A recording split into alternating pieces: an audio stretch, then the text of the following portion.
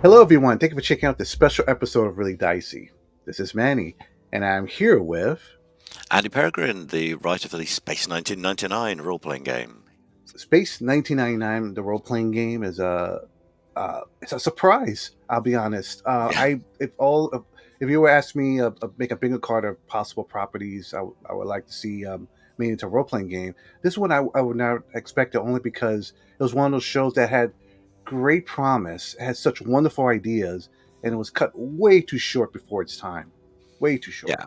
Um, for those of you that may not know what Space 1999 is, it's a show that came from the 1970s. Well, I usually go with, to a certain degree, it's British Star Trek, and it being British with a less budget, they could afford a spaceship, so they threw the moon into space. It's simple as that. So, I mean, this is the thing. A lot of people go, "Oh, well, that's ridiculous," and to a certain degree, it is a little bit. But you go with the premise, and it's fine. That a massive accident on the moon with its radioactive, it's used as a storage for radioactive waste, and through various means that radioactive storage explodes and it blasts the moon off into space. So the people on this moon base are basically stuck. They can't get home, and as the moon takes them past various new planets, alien civilizations, weird space anomalies, and the like, they adventure on very much what is the frontier of space. And apart from some of the oddities and some of the weird things, this is a feature, not a bug. Some of the things the 70s got wrong about the what the future would be like in 1999. That far future that we never thought we'd reach in our lifetime. That that's part of the fun of the game, because some of the technology doesn't work quite the way you expect it to. You can't just say, oh, I'll just get out a computer and do the internet. Computers are the size of a room in this, but you've still got spaceships and laser guns. So it's everything is a little bit different, and that's part of the joy of it. It's a different setting, but it's one about going out to the frontier, because of course humanity at this point was doing their best. We're starting to launch our first manned missions beyond the solar system, and so this isn't the sort of and this is not to have a go at Star Trek, because I love Star Trek as well, but in the likes of Star Trek, humanity's ready for what they're encountering. They've got spaceships and warp drive and gravity anomaly bubbles and what have you. And there are a lot of episodes in Space 1999 where the leader of the base will talk to his scientific advisor at the end and say, Victor, what happened there? What did we just experience? And in the likes of Star Trek, it's usually, well, we've discovered it was a temporal warp bubble from a dynamic name, and it's all very clear what it is. Whereas in Space 1999, his advisor will say, well, John, some things we're just not ready to know. Who knows what that was? Space is full of dangerous, confusing, and far more advanced things than humanity, and their technology is not ready to protect them from it. So it's very much the human experience in this. You've got, it's going to be up to your player characters to sort this out, and they won't be able to just do something with the deflect dish or grab some piece of technology to fix it, because their spaceships are basically bricks with rockets on them. It's everything is very low tech in that sense. So it's up to you basically, and that's it's very frontier space adventure, and that's one of the things I really like about it.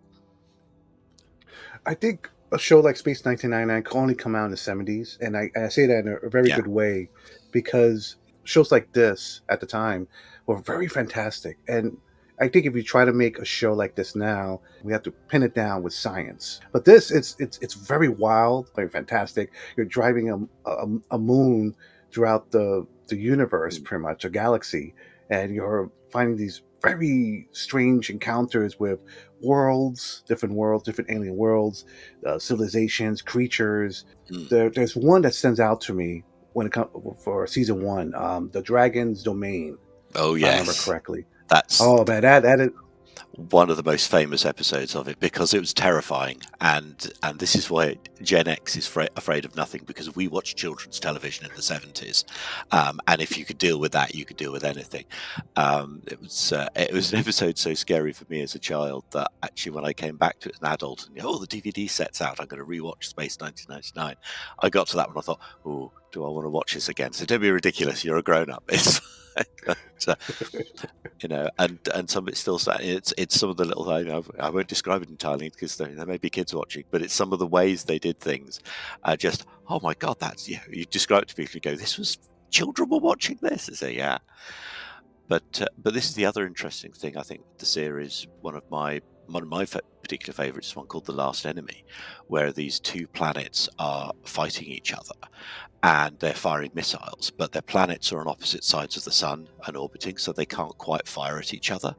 And then the moon wanders into their space, and they both realize it would make a fantastic weapons platform to bombard their enemy with.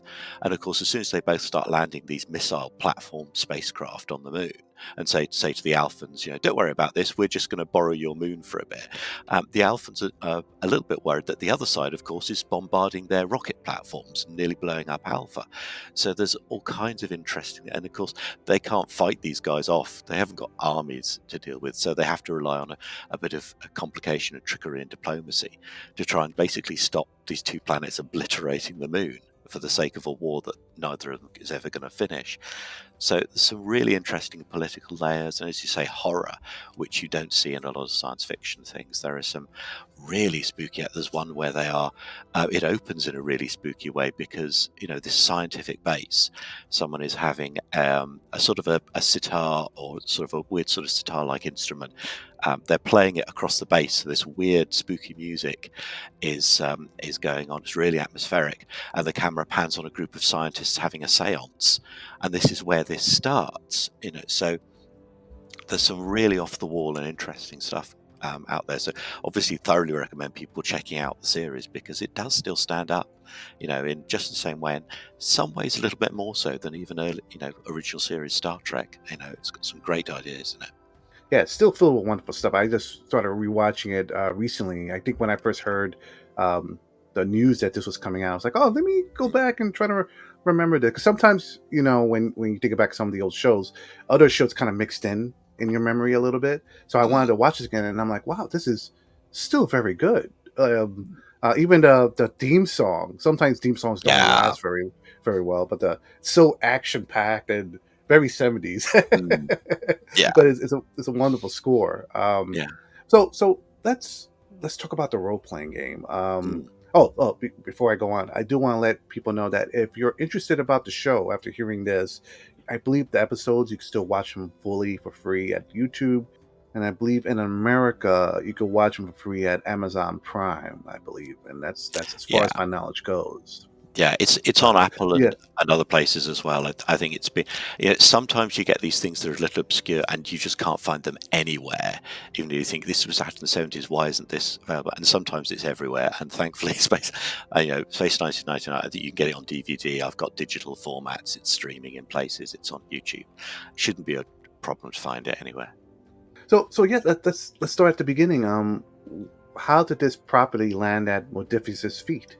Yeah, well, I dragged it there, kicking and screaming. So, I mean, when people see these sort of things and say, "Where's this come from?" It's like, well, I've been planning to do this for the last 40 years. This is one of the things I've always had at the back of my mind since I was a small child and started playing with developing my own games and things, thinking, "Oh, would it be great to do Space 1999?" Now, of course, when I started working for Modiphius and got a bit more into the industry, one of their, I think Cam, who's there, one of the business guys, used to be in marketing for ITV and dealt with Space 1999, I think, in his past. And of course, Modiphius has a relationship with Anderson Entertainment by creating the Thunderbirds game. So, of course, I said to them, so Space 1999, the RPG, when are we doing it? And they're like, come on. So I said, well, tell you what, if you're not too interested, I would really like to do it as a third party thing, and because they've got a wonderful third-party program where they'll sort out some of the printing and help you with the big costs and give you, of course, the backup of a company to help you get your game out there. So that was really good, and I thought, right, well, can you just do an intro? And so I created the Kickstart as my pitch. So I thought, well, if I believe in this, I've got to put a bit of money on the line. And so I got the amazing Virginia to take apart the tech manual for their graphics and brand. So we got this right.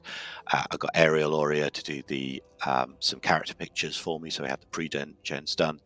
And we put this together as the pitch because, of course, when you are, just as a general sort of pro tip for gaming things, very often licensors have no idea what role-playing games are. You say like Dungeons and Dragons, and sometimes it's worse if they actually understand what that is, because they've got a completely different idea of what you're trying to do with your game, because they're fixed in, oh yeah, I played this at school, I know what this is. And so I thought, well, the best thing to do, if we give them the quick start, they'll see what the game is. You get a product in their hand and you say, I want to do something that will look like this. And it really sort of fired them up. So in Modiphius's conversations, I was chatting to Chris, it's like, actually, now we've seen what you're planning, we might be interested in this. And they did the numbers, and it wasn't going to quite work out for them because, of course, they've got extra mouths to feed. They need better profit margins. But they said, but are we actually looking into this? This is viable. As a third party, I think this is really viable for you. You should do this, and we'll support you. And then just as we went back to that, then Anderson came back and said, well, actually, we might like to do it ourselves now. So what I'm doing now is I'm working for Anderson in partnership with Modiphius, and it's gone through a lot of chatting about see who was actually going to be responsible for making it. But here we are, and once I was showing people what the game was about and what we can do with it, and most people have gone, oh, we should get into this. Hadn't thought of it from the start, but because also I'm kind of a persistence hunter, I'm very pushy with these things. I say, come on, let's do this, it's going to be great. And here we are with the Corba Rupel on the way, and possibly more if it goes well. I mean, obviously for Anderson, this is their first role-playing game, this is their first step into a market, so it is really good that I think it's a really nice partnership that you've got Anderson, who have a group of non-gamers who are into Space 1999. I hope they're going to find role-playing through this. And of course, a lot of the role players who are part of Modiphius already, they're going to find all these amazing worlds like Thunderbirds, UFO, Space 1999, all this stuff that Anderson already has to offer. So I think it's a really nice exchange for all the different customer bases there to come into this. And so if this goes well, then maybe we will see more. There's plenty more things I'd love to do.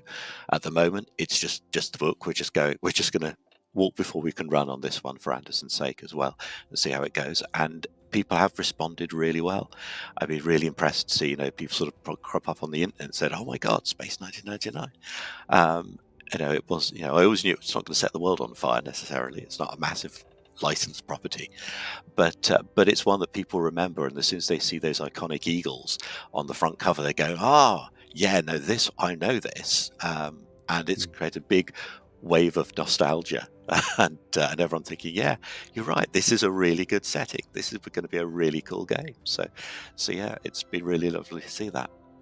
When you were writing this, did you have to go check back things with him to just double check about the structures of the game and the adventure? Did he leave you hands free to do whatever you needed to do? How was that relationship like exactly? It's a bit of a mixture. I mean, they're lovely guys. I mean, we were just at the Space 1999 con last weekend with Jamie Anderson, and of course we've lost Jerry Anderson himself, has sadly gone, but his son Jamie runs the company now, and they do all their products. So they're a basic team, and they've created some incredible books and things, and they still support all of their stuff. To a certain degree, more of what I've been doing is explaining how the role-playing game works to them, because of course most of them are completely non-gamers at all, and so they left me with a very free hand to create the game. But then, of course, they want to check the canon stuff, obviously. Luckily, I am a mega Space 1999 fan. I'd rewatched all the episodes, so the canon stuff was not really a problem. There are a couple of tweaks, mostly for branding and how they wanted things to work. A lot of things, because, of course, some of the license still sits with ITV as well. So it's one of those, as all every license is a little bit different. It's got different people with different bits and pieces going on with it. And there are a few strictures of, to get it past ITV we have to do this and that, so we weren't too keen on creating new worlds for things, hence the adventure in the back is set entirely on Moonbase Alpha for this one.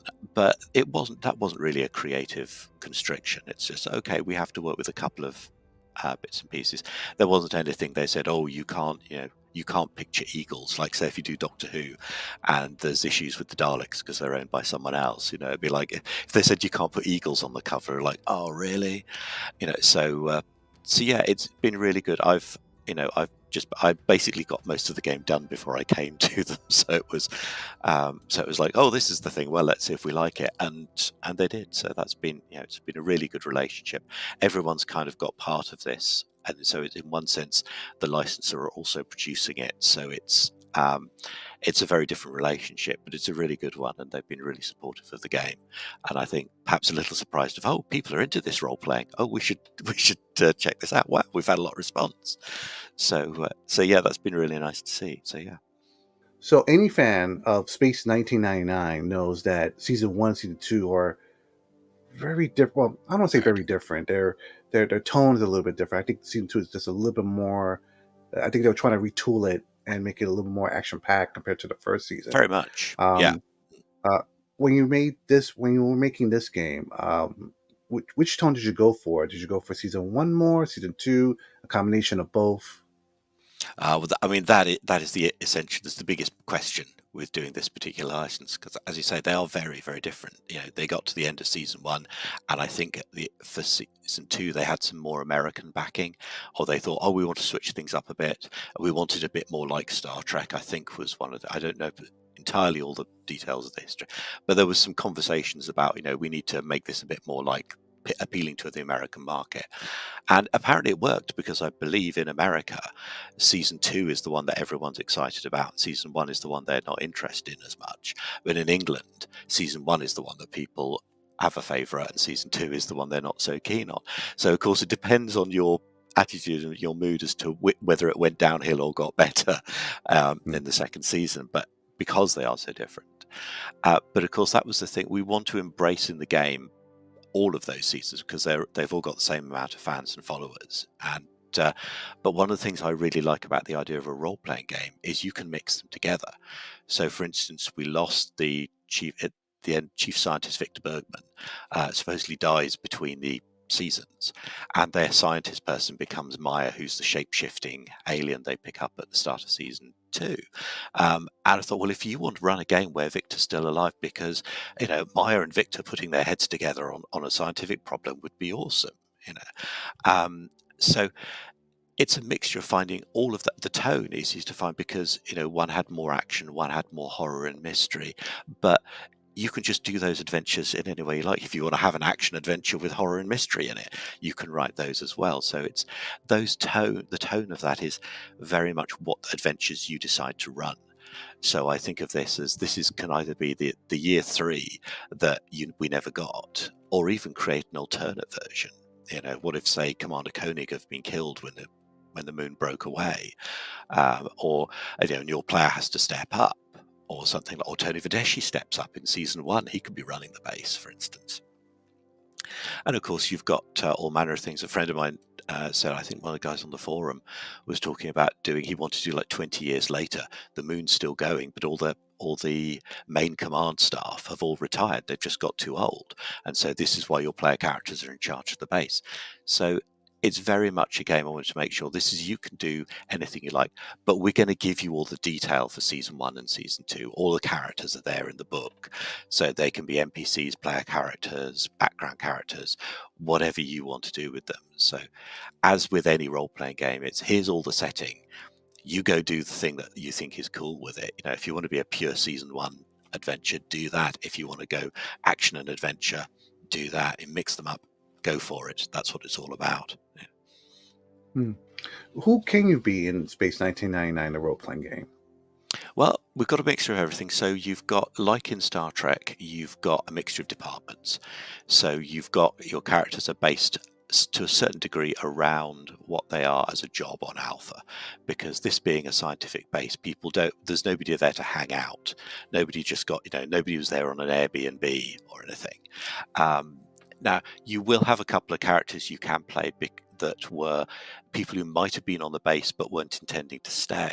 You could have been, say, a journalist doing a piece and you're only going to be up there for a month, or you could have been. I think one of the characters in the series is there because she was on a sort of advanced placement as a young woman doing a sort of scientific project, and again was never meant to stay there more than a month.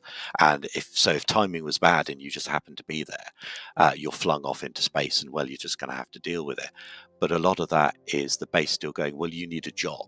Nobody's going to sit around going, oh yeah, we'll just look after you. There are jobs in mission control, who are obviously the people running the base. There's one section called the service part, which is a mixture of they help out other departments and kind of make the tea, because this is a British game, so who makes the tea is very important as well. You've got the pilots, you've got scientists, you've got technicians, and of course you've got security guards. And what's quite funny is, like in Star Trek, have their different color uniforms. In Space 1999, you will have a different color sleeve. So the security guys all have a purple sleeve, medical staff will have a white sleeve, things like that. And there's still an option for just having a plain sleeve person. Victor Bergman, who is their main scientific advisor, just has a plain sleeve because he's kind of outside all the departments. And so you can have characters like that if you really, your character's expertise doesn't specifically fit into a nice section, then you could be that, in your sort of department of one. So it's pretty much anything you can imagine in Star Trek. It's those sort of players. You are jobbing people in the space program still.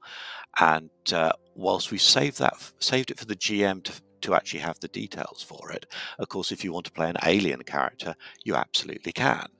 I think some of the dangers of that, to sort of warn the GM, a lot of people will play an alien because they want to be a shapeshifter or fire lasers or some sort of thing. Most of the best alien characters would be people who, say, Keldorans, who are very tall. Christopher Lee plays one in the series. That's always one of the things I love. There are so many guest spots by some huge stars in this. You'll spend all the episodes watching. Oh my God, is that Joan Collins? And yes, it is. So you can have most of these aliens are basically the same as humans. They just look a little bit different, like a lot of aliens in Star Trek. So the same caveats apply. Don't play an alien because you just want to have a superhero. Play it for a reason. Create their culture. But there's plenty of opportunities for them to jump on board with the moon, just as Maya does in the series. And as Maya does in the series, she joins a department. She's one of the part of the crew. So you have to fit in somewhere on the base because you've got to work for your supper. There's limited resources and there's no room for freeloaders. Basically, the life support system won't take it. So it's really a case of you deciding what expertise you bring to Alpha and forming a character around that. Yeah. Hmm. So I'm very happy to hear that the rule system is very similar to the Star Trek Second Edition system, where Yes. there's no challenge dice. It's just really just 2d20s or more d20s to make your rolls. For viewers out there, just so you understand, I this is probably the first role playing game, Andrew, that we've talked about that I've actually played before. Yes. Usually, usually you're introducing me to your games, but this is the Yeah. first time that I actually get to play it first. I Mm. was fortunate enough to be part of Lurking Fear's tryout Mm. live stream of this, and this was Yeah. fantastic. So for the rule system, how did was it purposefully made to mimic Star Trek 2E's system? Yes. Like how did the rule system come to be? Well, there's a little bit of accident in design. I knew when we set this up is that one of the reasons I wanted to do this with Modiphius is because I absolutely wanted to use the 2D20 system, because there is such a potential for crossover with Star Trek Adventures, in just terms of swapping adventures over at least. But also there's some ideas and styles in the stories that would easily swap into Star Trek games, and things from Star Trek you can bring into Space 1999. So it was no question that was going to be the thing. Now, unfortunately, I didn't get to see, I've nagged the wrong people, didn't actually get to see much of Star Trek 2 before it came out. So I was developing what I've developed for this system based primarily on what I know of Dune and to a certain degree Star Trek 1, because of course I know that one as well. But my real knowledge and understanding comes from Dune. So that's where my basis of where I come into the 2D20 system for. so I did away with challenge dice, which is where Modiphius is sort of moving towards with 2d20. And then lo and behold, Star Trek 2 comes out, and it's actually even more compatible because they've also done away with challenge dice and moved more to something similar to what I know with Dune. So it's with hindsight, if I'd been more involved in the Star Trek 2 team, I might have just gone, well, actually, let's just take Star Trek 2. But I wasn't quite sure how far that has developed and how ready they were for me to grab those bits and how easy that would be to tag into. But as it's worked out, Space 1999 is very compatible. It's a very similar aspect. I mean, of course, all 2D20 systems got the same core to them, but yeah, very very much the same as Star Trek 2. You should find it very easy to swap one into the other from that. There are a couple of bells and whistles I've added to this one that I really like. I've gone for more of a focused combat system for this one. So whilst it's not too far apart, one of the things you ideally are doing in combat is not saying just I hit the guy, although you can do that, but I wanted to put more about why you're hitting the guy, because usually in a combat you're doing it for a reason. You don't just wander up to people in corridors and start fighting them. The fight is because these people are stopping you get there, or in the case of Space 1999 a lot, we need to stop the alien getting to the nuclear generator or whatever, as it throws people aside. So very much in the combat for this is whatever you do when you're in a conflict situation, you can use whatever skills. You don't have to use laser guns. You can use whatever skill is appropriate to try and do the thing you're trying to achieve. So you're still very much, well, I'm going to do a sort of athletics thing to push the monster out of the way or try and hold the monster or anything, or I'm going to use technology to try and build an electric grid that's going to fry it to stop it going there. Or as much you can just go, I'm going to shoot it. And taking the spirit from Dreams and Machines, that kind of becomes your hit points. So what I've done is you have, just like in Dune, if you are hit or you are, you lose a conflict in a combat, you are defeated. That's like you're out, you're done. There isn't a stage, I've taken 5 damage and I'm back in. However, what you can do now is you can spend a point of spirit to say, no, I'm back in the fight. I've shaken my head and I've got back together. It wasn't as bad as it hit. Wasn't too dangerous. I'm still back in. But what you can also do is, if you have spirit points remaining and you choose not to spend them, you can be defeated, but you get to do an extra bonus. So you can say, well, I'm out, but I managed to close the door before they got to it, or I'm out, but I've thrown the useful MacGuffin to one of my teammates who's making a run for it. So you get to add in a little caveat. So sometimes it's worth saving your spirit and going, I'm going to leave this to the rest of the team have got this. I'm going to go down, and the best way I can, help the group is to get a little caveat in and take my character out of the running and save your spirit for later, because it does regenerate, but not at the end of combat. You've got them all back again. This is a general wear and tear that you probably won't get it all back until the end of the adventure. So you've got to spend it wisely. And the other thing I've added in is hope scenes, which is the way to try and evoke that feeling of the workaday life on Alpha. So every character has a hope, which is the thing that keeps them going. Because if you've basically, it's great, adventures on the frontier and everything. These are great. These are fun. However, you also have to bear in mind your character has lost everyone they ever loved who isn't on Alpha is now lost, and they will never see them again. They are lost in space way back where it's over then. People have left families, children, loved ones. A lot of people go, yeah, don't worry, love, we're just going to do 3 months on the base, and then I'm going to come back again, and then maybe we'll start a family. Or, oh, I'm looking forward to getting back and seeing the new baby. It's all of these things can have been left behind, and that wears your character down. So they all have, there's a load of, we've got a list of them, you can create your own. So there might be things like your character thrives on challenge, or their romance, or they enjoy, flying eagles, or they're an artist. Everyone has something that basically keeps them sane. And as a way to replenish spirit, you can play out a hope scene, which is moment where you describe a pretty ordinary mundane thing you're doing on Alpha. Like, I'm going to try and draw a painting. I'm going to go and talk to someone about your faith or something like that, depending on what your character is about. And if you roll it, it's still there is a test involved, and if you succeed in that test, your character feels better about themselves. They've had a successful experience with their hope, and they regain some spirit that way. And you can again that lets you create things. If your character really likes just organizing things, that's perfectly valid.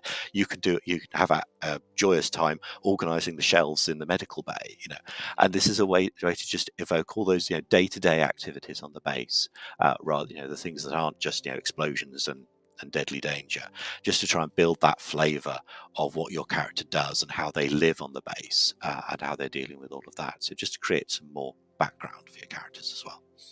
So let's talk a little bit about the art style for this book. Now, I don't have the core rulebook just yet. It's still in pre-order if I Yeah. heard my news correctly. But we do have a little bit of the quick start, which I started at the wrong page. Let me go back to the first one. Well, the first one's similar to the core rulebook. We have this, but it's a wonderful. This book has a wonderful style to it. Definitely, that's what I really like about Modiphius' books is that they really take time to make the book feel like it was part of the show. Yes. How much did you have to say when it came to the art direction for this book? Well, it's luckily we got the right thing going. So I have to wave because I've got one of these. So luckily they've made this. It's the Moonbase Alpha Technical Manual, which pretty much is what convinced me to do the role playing game, because this came out and it did well. So, and it also maybe noted, there's Americans are into this. They've just produced a new book, and it seems to have done really well for Anderson. So there's mileage in, there's a customer base out there. And this also, we say several times in the role playing game, this is this is your first supplement. It's got a whole guide to the base. It's full of pictures, art. It details, how eagles, get, what's inside them, how their engines work, all kinds of bits and pieces, how stun guns work. There's an amazing selection of graphics. So it's extra stuff that I didn't have time to go to in the rule book, or certainly the quick start. And this is your companion volume. So we knew when that came out, when I came to Virginia to do the graphic layout, she basically looked over what they'd done and thought, well, this is obviously their branding. So you want to keep with the branding of things, and we want to keep them the same. So she did a marvelous job reverse engineering, and I think that was one of the things that impressed Anderson with what we'd produced in the quick start. So I say this is our pitch document originally, and when we produced this to them, they went, "Oh yeah, you got it right. You've nailed all the bits." So we tweaked a few bits because now once we decided to do the game, then we were, their secrets were revealed, and Virginia could have their graphics files and see how that actually put together. And so we've matched that pattern of graphics. And of course, in my case, mostly to keep some of the costs down, we've gone for stills from what's around, because again, there's an ocean of really cool stills and things. But when it came to art, I approached Ariel Oria, who's one of the Star Trek artists for Modiphius. He's done some amazing character drawings for those, and I said to him, would you do these? And yeah, he did some amazing work for the pre-gen characters. They are, very much among my favourite things. And you always, certainly with an artist, when you've seen what they're doing, they're good, but you're always never quite sure if they're going to create the image you had in mind or what you're after. And I had quite a specific image in mind, and it is always wonderful when you see drafts come back from your artist and go, oh well, this is spot on. I didn't need to go back to, oh, can you do this, can you tweak this, can you fiddle with this very much. It was a case of, oh, canon things, oh, that's slightly wrong, that needs to match this bit or that, just for the sake of, that's not quite what that looks like in the series. But I gave him a load of images to start with. I want a character that looks a bit like this, do this. But we've invented some things, like there are things like one of the characters, as again Modiphius is very hot on this, and so I wanted this to be very much a game that shows diversity and the like.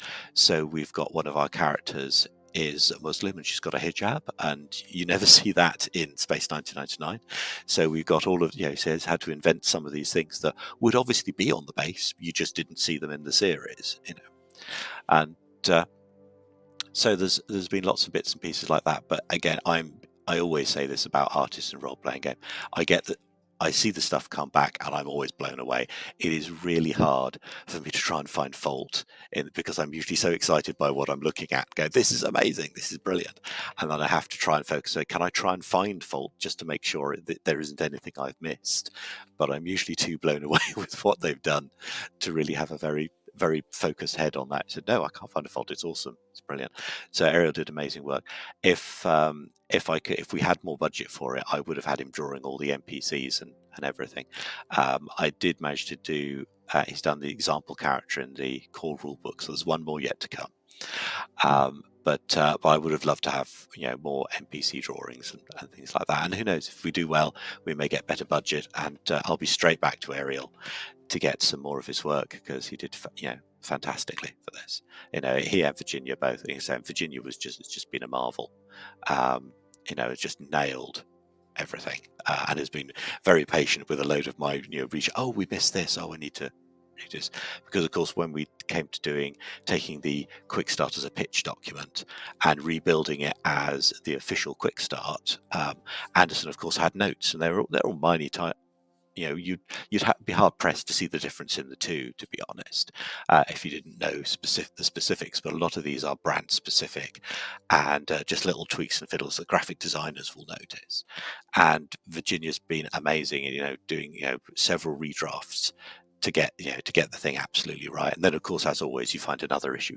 Oh, here's the new version. That's everything done. Oh, now we've just spotted that we forgot about this or that. She's been immensely patient and extremely professional, and delivered just awesome work every time. So I cannot sing the praises of my team higher than I have. They've done incredible work. I couldn't have done it without them. If I may ask, how did you put together the? I guess you could call it the bestiary for the core rulebook. I mean, some of the it's not like well, no, Star Trek does have sometimes cosmic horrors here and there, but Oh yeah. it's the range of monsters in Space 1999. It's all over the place. Well, How's the bestiary put together? well, it's a bit of a mixture. So we've got, essentially that's all part of the NPCs chapter. So a lot of it, we've give you example NPCs, and this is my standard format for writing. I like to give every NPC a scenario hook as well. I've done that pretty much every game we do. You'll see it in Dune, because I want to show you how you can use this NPC. So we've got all the standard ones for people in the base, so mission control specialist, general technician, service person, and what have you. So those are all throughout the base. Then we move into the alien ones. So we've got alien noble, alien scientist, and also strange, beast, caveman as well, because that crops up in the series. So we've got things, and you can take the sort of beast or robot template, and you can, this is the joy of 2D20, you can shuffle them around a bit, you can give them different traits, you can give them different abilities, you can up the numbers or change the numbers. They're very simple structure, and again, for these what are effectively supporting characters, there are not many numbers at all. So if you want if you want this beast to be a lot stronger or slower, you can swap those around a little bit. And of course, with a lot of Space 1999 enemies, a lot of it is in the same way that in Doctor Who, you wonder why unit soldiers ever bothered shooting at aliens, because everything seemed to be immune to bullets. There's plenty of monsters in Space 99 that seem to be immune to laser guns as well. So you can add in their weaknesses and also their immunities to things as well, to change the whole encounter into something very different if there's suddenly things you can use against them, things you can't use against them. So it's not, I wouldn't think there's what we'd call an extensive bestiary for that, but we have got a host of NPCs, and there should be more than enough to let you adapt anything you've seen from the series, do them in. And should we go further, one of the potential options is doing series source books, so in this sort of style of, I did with Doctor Who. So something like that. Well, then we'll come back to more fine detail about the particular characters if we get to do something like that. So, but as I say, all up in the air at the moment. We'll see how the core book goes, and I think Tim, who is the lead on this at Anderson, I think he'd get me entirely. Andy, stop having ideas, because I go, oh, what we could do is do this, and he's like, yeah, can we just do this one, and then we'll work out how to do the rest. So yeah, there's no shortage of other things we could do, but we're going to have to see how that comes up later on. So yeah. And how did you deal with setting, particularly anything outside of the moon, for like different like alien planets or other ships? Is there a section about that in this book? Yeah, so we talk about obviously adventures you can have, and of course the planet is kind of the staging ground for the adventure. So where we talk about theme and what style you've got of things, and actually I take one of the adventures, one of the episode All That Glisters, and we break that down to show how that would be an adventure for Space 1999 and how that fits together in the sort of 3-act model. And so we've got a load of help about how you create the adventures. So the where you there isn't sort of a specific how to make a planet. I always get a little bit bored with the and is your planet got a rich nitrogen atmosphere or things. I tend to go more, this is a cold planet, this is a hot planet, or oh, I've got all these aliens wandering around in floaty clothes, so it's probably quite warm and it's quite Earth-like. So yeah, there is an element in Space 1999 because you are looking for a new home. If you go, there is a hostile world full of deserts and sandworms, you go, yeah, let's just not go there. That's not going to, unless you think you're desperate for some sort of particular thing on that planet you discover, then usually in this case for your life support system is in dire need of a particular chemical. Mostly the planets you go to will be quite Earth-like planets for the most part, but there's no reason you can't swap those around. But I tend to think of that as setting a background. I'm not a big fan of rolling a table for here have an Arctic planet or something, because the planet should reflect what you need of the adventure. So Hmm. if you want to go, if you're looking for mineral rocks, yeah, by all means have a rocky planet, but you don't want to have a water world because you're going to be doing a lot of swimming to get there. So it's very much depends on what your adventure requires, but there is plenty about creating adventures, creating aliens, and a little bit I think about how to make your planet the right sort of backdrop for your adventure, certainly as well. That's what I really like about Space 1999 and their worlds. It doesn't have the same problem that Star Wars has with their planets, where it's like Mm, there's an ice planet, there's a desert planet, and so forth. Each yeah. planet seems to reflect the adventure and whatever the other problem situation the crew maybe have internally, which I love. Mm, Anything can really happen, which I think that makes it really wonderful yeah. and scary at the same time to play. So yeah, I was when I played this, it occurred to me like, Mm, okay, I'm where we were doing.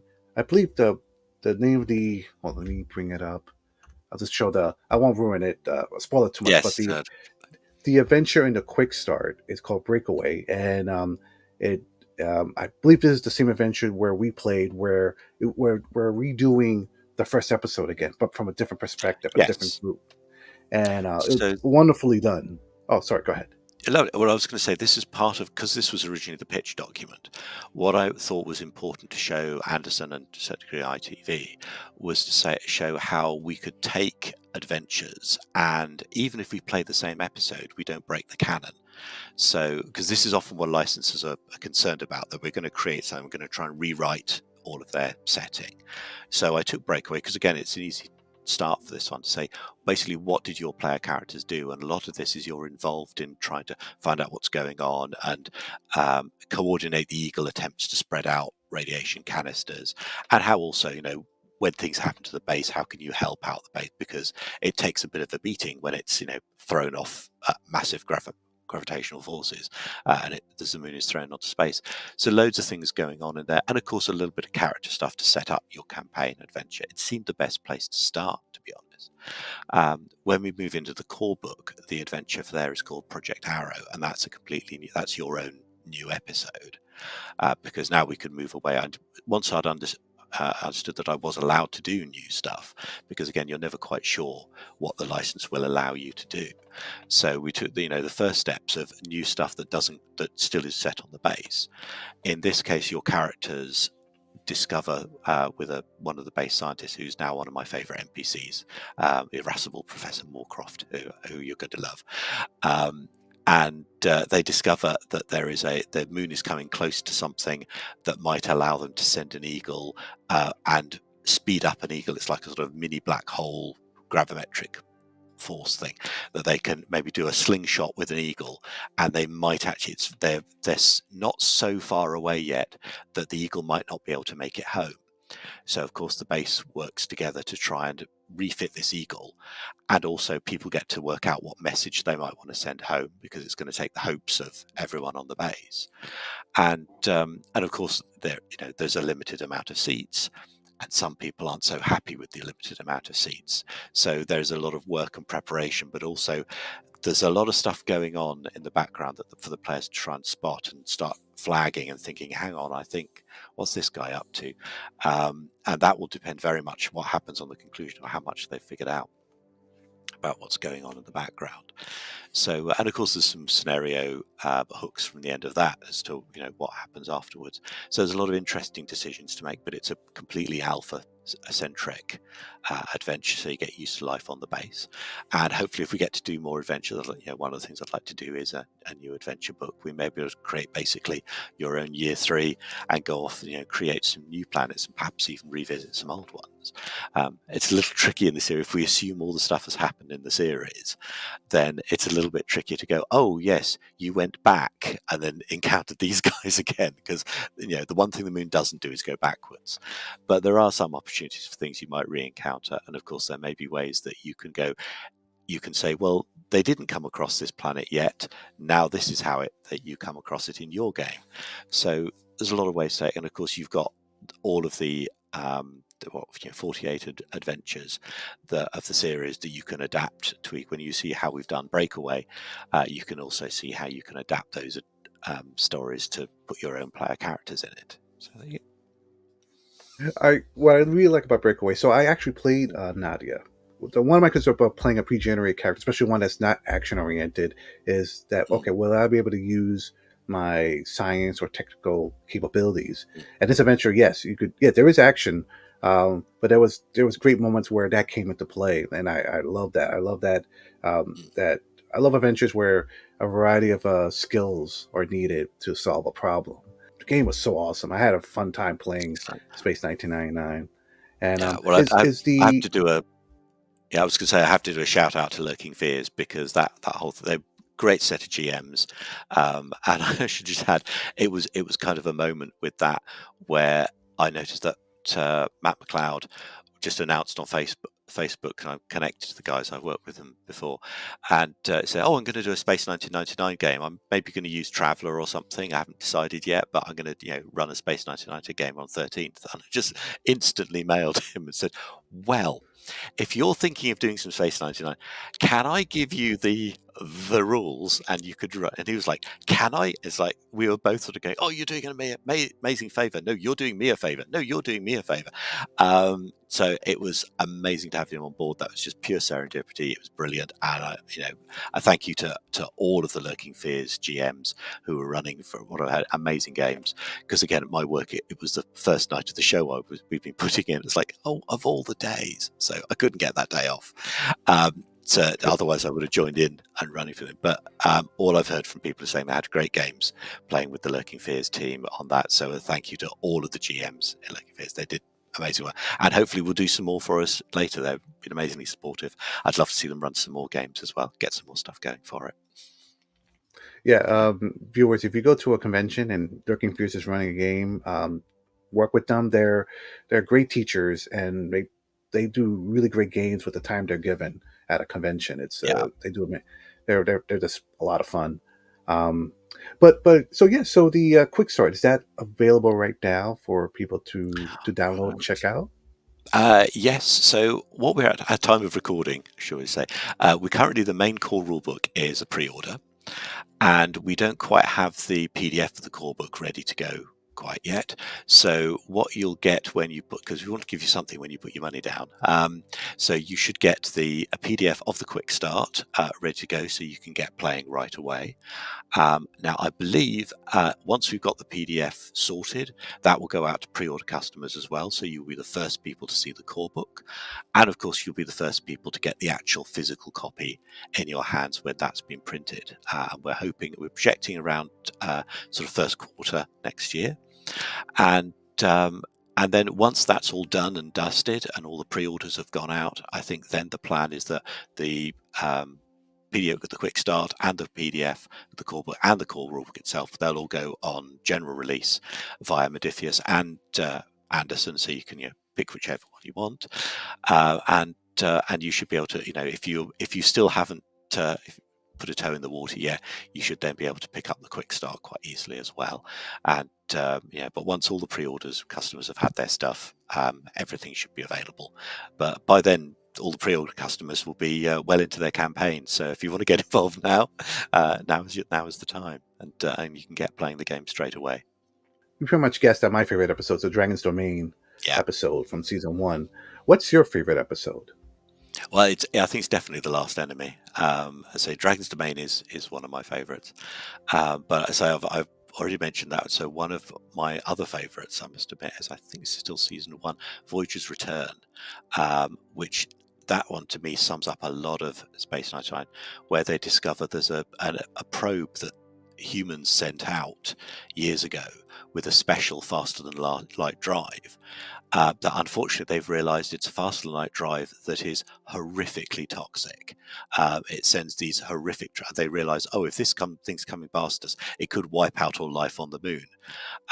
So we've got to be careful, until they discover that one of the guys under an assumed name actually is the guy who invented it, and he's kind of been hiding out on Alpha because he run into so much trouble when people realized what his drive did, which he was unaware of. He sort of went into hiding basically, and he turns up and says, well, actually I know how to shut it down. But of course part of this as well is the Voyager craft is followed by a group of alien spacecraft looking for who sent this thing out, because it's done so much damage in space. Alien civilizations have been wrecked when this thing went past them, and there's a group of aliens coming looking for revenge to have a stern word with the people who sent this horrific thing out into space. So it's a wonderful cautionary tale about what we do with planets. There's a lovely amount of character moments in it for this scientist and how he's going to make up for the horrible damage his ship has done, and prove that your things come back. You send things out into space, and sometimes even from space they can come back to haunt you again. So it's a great episode. But say they're all fabulous. There's something for everyone in there, because I say the mixture of action, horror, adventure. Yeah, just check Yeah, it out. Yeah. Yeah, season 2 definitely action packed and fun to watch, and season 1 same thing. And although I've noticed as I'm getting older, I prefer season 1 over season 2. I think if you asked me Yes. 20, 30 years ago, it would have been the opposite. Mm. But I think that's what I love about season 1. There's a you don't get all your answers. There's a Yeah. vagueness sometimes at the end where something crazy or horrible just happened and they dealt with it, and they're like, Mm. what do we do? Like, that's Yeah. what I like about it, because that feels very real, because Yeah. sometimes you just don't have all the answers. Exactly. I mean, that's one of my favourite parts. I appreciate for some people that's sometimes more frustrating. It's like, why didn't they explain what it was? It's like, well, because there is always a feel in Space 99 that the movement of the moon, is part. Somebody out there has got a destiny for Alphans. They've actually, the moon is being directed very subtly in certain ways, and there's some very powerful beings out there who've got an interest in what humanity will be doing when they get out in space. Because how much of that you layer into in your game is up to you. But there's certainly plenty of episodes where they think, oh, we've got there's a force behind this somewhere. This and that kind of is the reason a lot of this stuff is happening to them as well. So yeah, it's very interesting. It's if you find yourself watching the first couple of episodes of season 2, season 1 rather, and you go, I don't like it, skip ahead and give season 2 a go, because you can jump straight in on season 2 and you'll find it so different that you'll go, actually, I like this one. Wasn't a fan of, So give both seasons a go, even if you only see a couple of episodes. Definitely worth a try. The one thing I have to say about the 70s, even though they had some of the wildest shows, Yeah, there was an optimism. Like if you think about it, like they yeah, believe in 25 years from when the show mm, started that there'll be some sort of, well, I know it's two things. Either it's going to be post-apocalyptic or like almost close to utopia, like the or the yeah, beginnings of a utopia. And And Space 1999, I'm watching the show again. I'm like, it was, I kind of missed that optimism where, like, 20 years Yeah, from now, we're gonna advance in science, we're gonna advance and work together at humanity to work together for better things. And yeah. let's hope, the next 20 years will do much better. Well, I mean, this is it's I think one of the reasons that some of this stuff is iconic is because if you look at the Eagle design of these spaceships, actually a lot of the design were taken from Apollo mission stuff. There's little details and fiddles, and it makes it look like this is just the next evolution. And despite the fact of the moon wandering clearly at sublight speeds isn't going to get to many planets, but you just sort of brush past that one, as you do with so many other things in games. It's just a fun setup. A lot of the other things, it's because it looks so real. And you can imagine in 25 years that these rocket fueled ships would get out to the moon, that when they still need things like telemetry from base, they're not just zooming off on their own with advanced computers. You can sort of see this. It's, if anything, weirdly, it's more realistic than a lot of science fiction because it's a bit close to home. Maybe or maybe not in 25 years, but the base needs nuclear power. It needs, it's got a life support system, and all these sort of bits and pieces are very much what you expect it might actually be if we got close to this. So yeah, the 70s got a few things wrong, but it got a lot of things right as well, and I think that's why it endures, because it looks like this could happen in a lot more than you imagine. You imagine you might live to see this in a way that you'd never live to see Star Trek, things like that. So yeah. Well, Andrew, thank you so much for taking the time to talk to us about Space 1999, the role playing Yes. game. Very excited about this. Yeah, yeah. And My inner child is doing cartwheels over this because this is a dream project for me. I've had since I was 7, so I am over the moon that we're actually making this happen. Yeah, I will put links in the description below for anyone interested in checking this out right now. And viewers or listeners, if you're storing magnetic radiation, you may not want to do that. Take care, everyone. Stay safe, and we'll see you next time.